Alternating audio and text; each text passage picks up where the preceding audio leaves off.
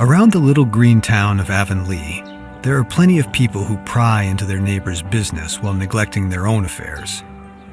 A talented few can juggle both at the same time.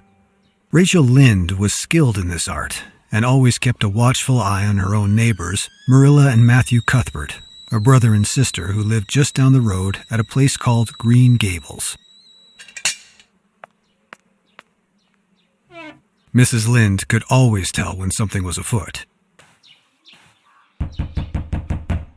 Here we go.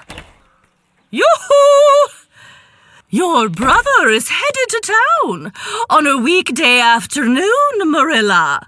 We're getting an orphan from an asylum up in Carmody to help with the farm. An orphan?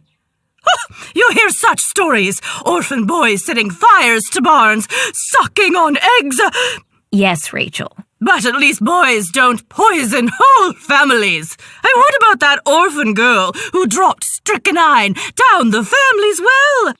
Well, we're not getting a girl.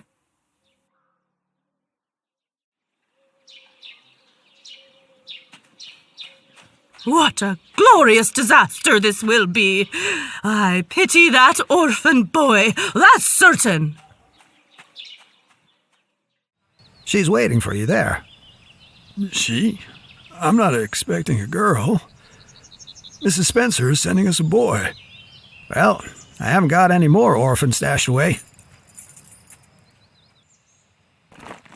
Mr. Matthew Cuthbert? Of Green Gables? I'm glad to see you. I just decided I would sleep in that exquisite cherry tree if you didn't come. This is the bloomiest place. Now, I must shut my eyes as we cross this bridge, or I will imagine the whole thing falling into the river. My imagination has a life of its own, but I do wish I could imagine away this red hair.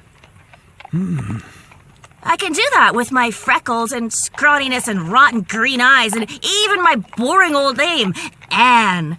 But not this hair. It is my lifelong sorrow.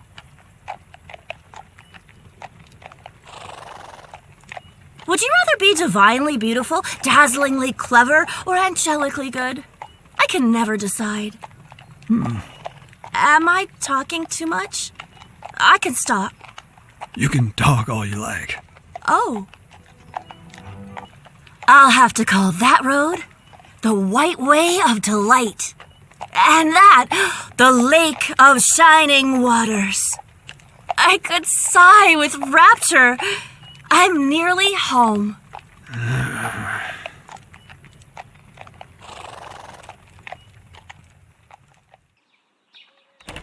Where's that boy?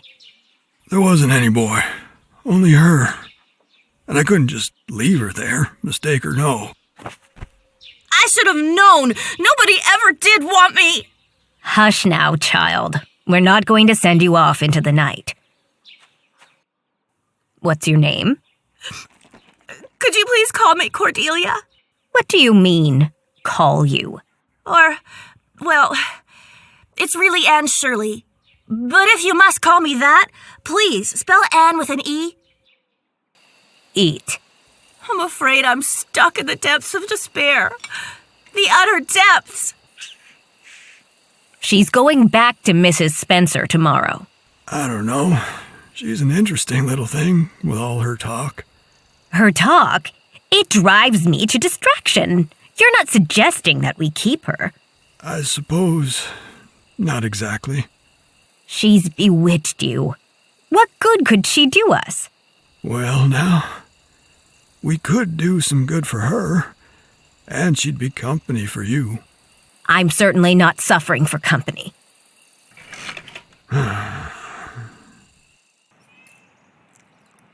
Aren't you headed outdoors? I don't dare go out.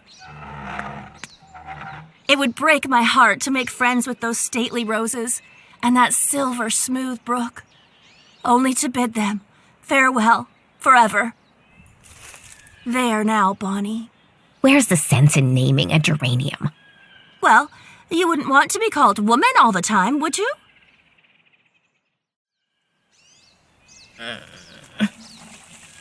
I've never in all my life seen or heard anything quite like her.